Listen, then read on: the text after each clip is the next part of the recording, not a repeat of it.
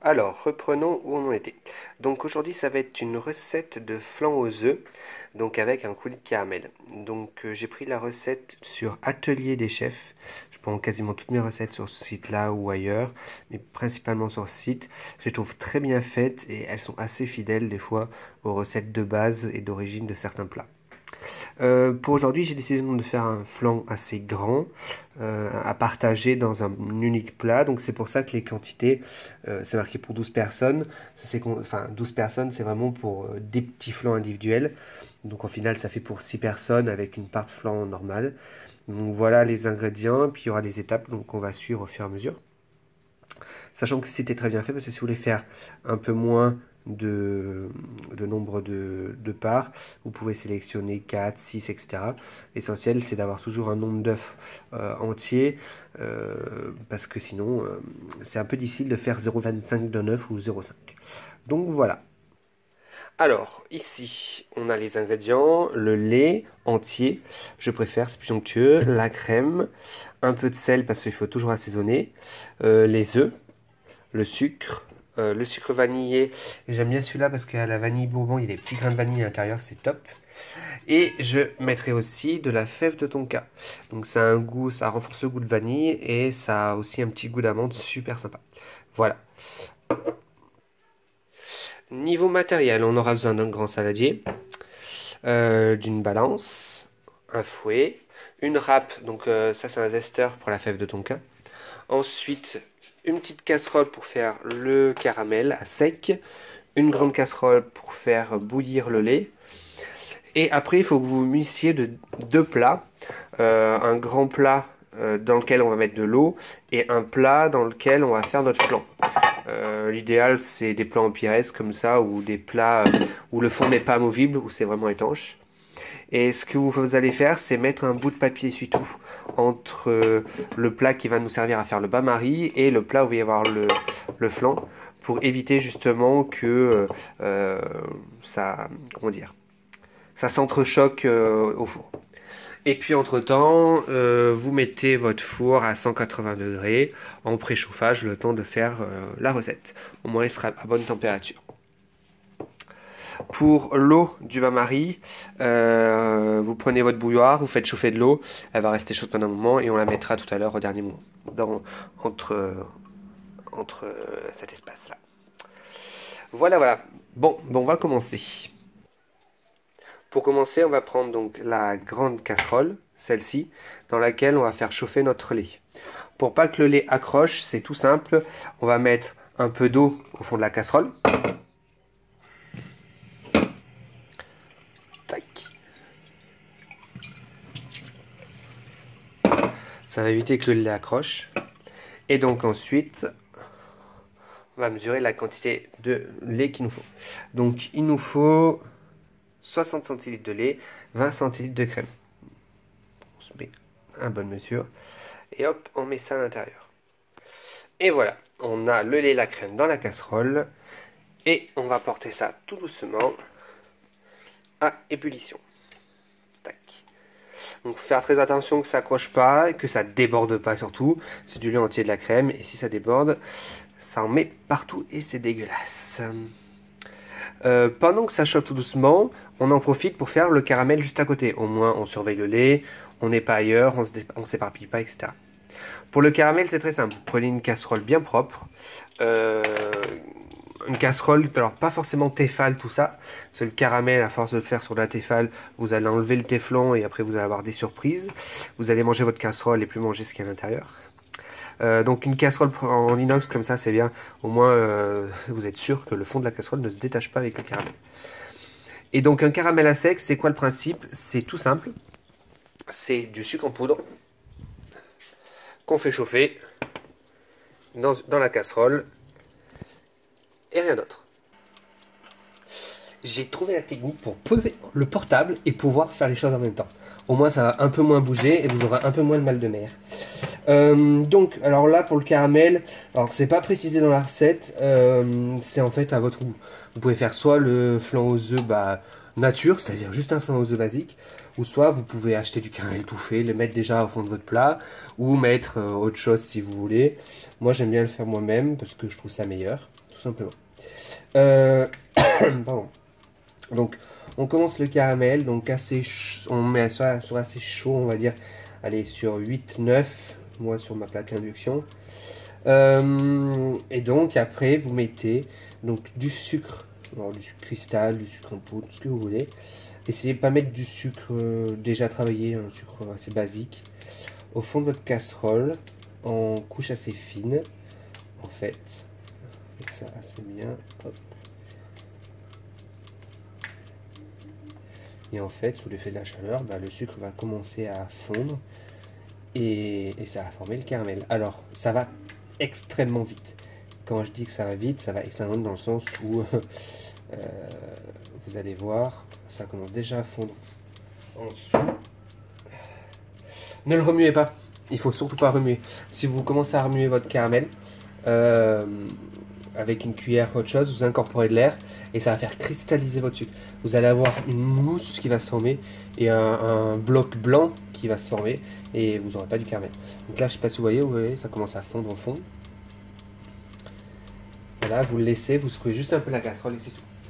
Pendant ce temps, votre eau donc dans la bouillarde de tout à l'heure a bien chauffé, puisqu'on va en incorporer un tout petit peu dans le bain-marie, juste au fond pour que comment ça s'appelle, le plat soit pas froid quand on va verser le caramel. Parce qu'un plat, même un plat en Pyrex en verre, s'il est froid et on verse le caramel dessus, choc thermique, donc autant vous dire que le truc peut péter. Et donc vous voyez, le caramel commence à se former. C'est assez rapide et donc il faut bien juste tourner la casserole comme ça, parce que le sucre qui a déjà fondu au fond, bah forcément va fondre plus rapidement. Donc c'est assez rapide de faire un caramel, il faut pas croire. Hein. Donc après, effectivement, il y en a qui disent vous rajoutez de l'eau au début, etc. Le problème de rajouter de l'eau, c'est que bah, le caramel, c'est juste du sucre fondu. Si vous rajoutez de l'eau, il faut le temps d'évaporation de l'eau avant d'avoir votre caramel. Tandis que là, vous avez déjà directement votre caramel. Donc là, c'est pareil, on essaye de dissoudre les derniers. Et c'est uniquement à cette étape-là où vous pouvez donc juste mettre la casserole à côté et prendre une cuillère pour remuer votre caramel.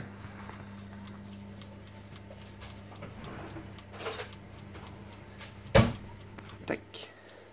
Donc on le remet vite fait sur le feu. Hop, on décroche un tout petit peu ce qu'il y a autour. Et là, vous pouvez remuer un tout petit peu et essayer de dissoudre les derniers grains. Là, vous ne risquez pas de faire cristalliser votre sucre. Vous le remettez hop, tout doucement sur le feu.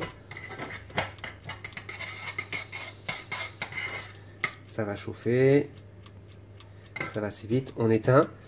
Faut pas aller trop vers un brunissement du caramel, sinon ça amer. Hop. En attendant, j'ai l'eau qui est bouillante, elle est ici. Je la verse entre mes deux plats. Juste pour que le fond, en fait, de mon plat soit à température. Pour éviter, justement, le choc thermique. Hop. Voilà, on est bien. Le caramel, vous voyez, je l'ai arrêté en cuisson. Il a juste bruni comme il fallait. Faut pas plus. Et donc, après, bougez pas, je vous mets là, juste au-dessus. Bon, c'est cool, on voit que mes jambes, mais bon, vous voyez au moins. Et là, bah, en fait, on va tout simplement couler notre joli petit caramel au fond de notre plat.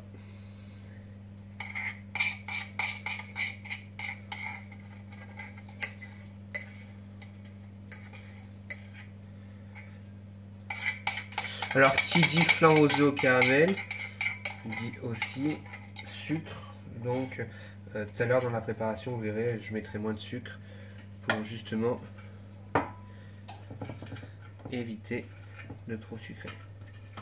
Bon, je crois que j'en ai pas fait assez en fait. Mais c'est pas très grave. Parce que on veut juste un léger petit goût. On veut pas que ça gâche le goût de la vanille ni rien.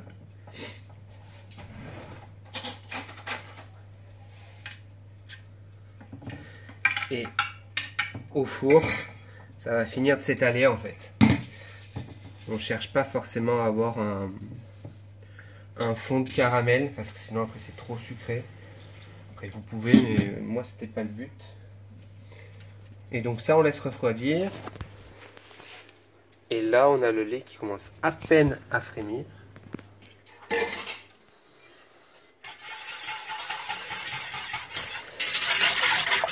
Alors dans la recette, ils vous disent d'infuser la gousse de vanille dans le lait. Alors oui, c'est bien quand on veut faire une infusion. Faut retenir qu'en pâtisserie, ce qui fixe les saveurs, c'est le gras, et même en cuisine en général, c'est le gras. Et donc, quand vous voulez incorporer, donc quand c'est de la vanille fraîche, ou du sucre vanillé, etc., vaut mieux le faire dans les jaunes d'œufs. Ça va mieux fixer le goût, et là, ce sera mieux. Là, comme je vais ajouter en fait de la fève de tonka, qui est beaucoup plus sec, on va dire, beaucoup plus sec. Là, en revanche, par contre, je vais l'incorporer dans mon lait. Alors, bougez pas. On va mettre ça là au-dessus. Hop.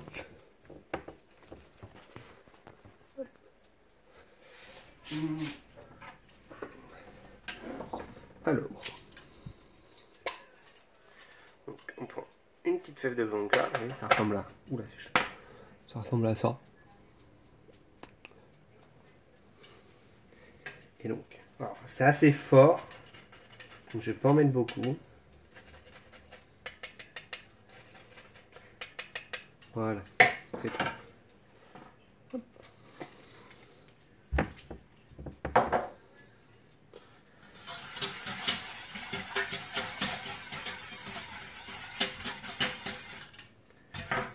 Alors, vous entendez peut-être pas.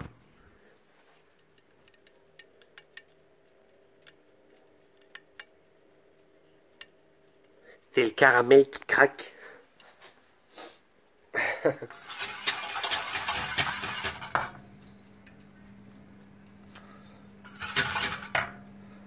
On va juste chercher la première ébullition. Et on va s'arrêter là. On va pas faire bouillir le lait. Avant, quand on faisait des flancs aux œufs dans le temps, c'est que c'était du lait de ferme, du lait cru. Donc on faisait bouillir le lait pendant un petit moment, justement pour le...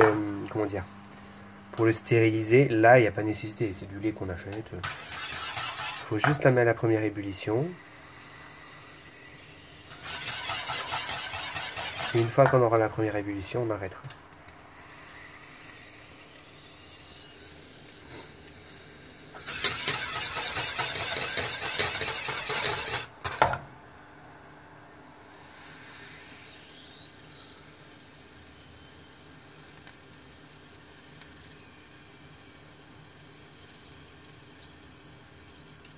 Voilà, hop. On le laisse ici et on va s'occuper des œufs. Alors, là ça va être très simple. On va mettre, donc, si je ne me trompe pas, c'est les 8 œufs dont on a besoin. Donc les 8 œufs qui sont ici. Attendez, je vais remettre le lait au frais.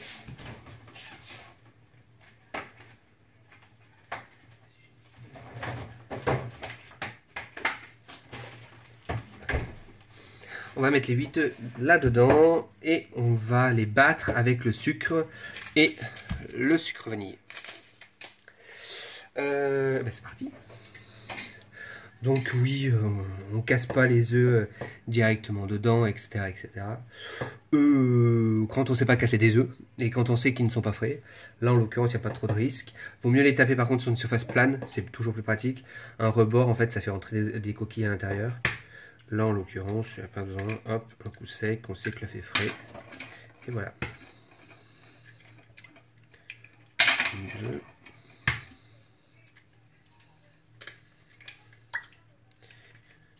3.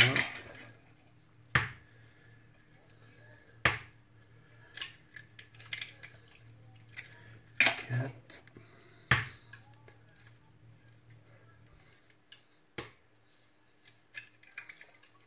5.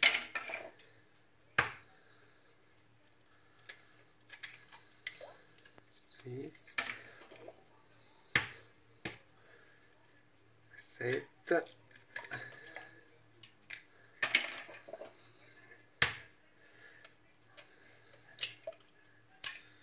Et 8. On se lave bien les mains après parce qu'on a touché les œufs avec la coquille. C'est important. On va éviter d'avoir des salmonelles.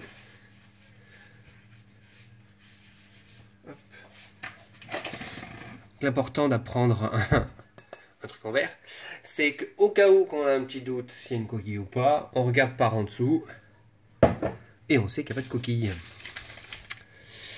Alors, ah oui, batterie 5%. On met le sucre vanillé. Hop. Et je fais petite pause. Hop, on est de retour. Donc c'est bon, j'ai branché le portable. Et donc là, on va mettre... De toute façon, tout va se passer ici. Je vais rajouter le sucre. Alors, le sucre. Tac. Dans la recette, on nous disait sucre en poudre, 180 grammes. On va mettre moins. C'est mieux quand c'est moins, il y a moins de sucre. Donc déjà, on va mettre 100 grammes de sucre.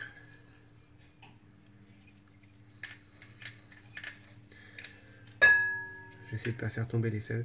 Alors oui, je mets des fèves tonka dans mon sucre. Ça me permet d'avoir déjà un sucre un peu aromatisé. C'est pareil, si vous avez une gousse de vanille que vous avez déjà utilisée dans du lait, que vous avez fait une crème anglaise, etc. Vous la faites bien sécher, parce que forcément elle a touché le lait. Et après vous la mettez dans votre pot de sucre comme ça. Et ça vous permet d'avoir un sucre aromatisé. Donc là on a le caramel. Au lieu de mettre 180, on va mettre que 150. Tac. Puis faites attention, le sucre vanillé aussi. Sucre beaucoup plus que du sucre classique. Donc voilà, on a 150. Hop. Et donc là, il va falloir faire travailler le poignet, puisqu'il va falloir blanchir tout ça. Alors blanchir, ça veut dire quoi? C'est tout simplement rendre le mélange mousseux, bien homogène, et avoir les bulles les plus fines possibles. Là, vous voyez, encore des grosses bulles, on dirait juste une omelette. Et donc blanchir, c'est bien dissoudre tout le sucre. Donc quand on bat au fouet, le bras reste fixe, c'est juste le poignet qui fait des gestes. Et on monte. Moi, c'est à cette étape-là que je mets une petite pincée de sel. Ça permet de mettre moins de sucre, parce que le sel fait ressortir le sucre. Et ça permet aussi d'assaisonner aussi un dessert, c'est ce qu'il faut, c'est ce qui le rend meilleur. Et donc là, hop.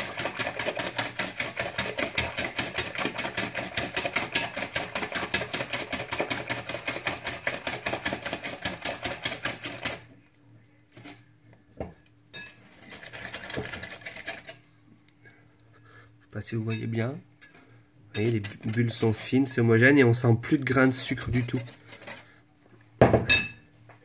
Donc là, il faut bien que votre eau dans la bouilloire soit bien chaude. C'est super important.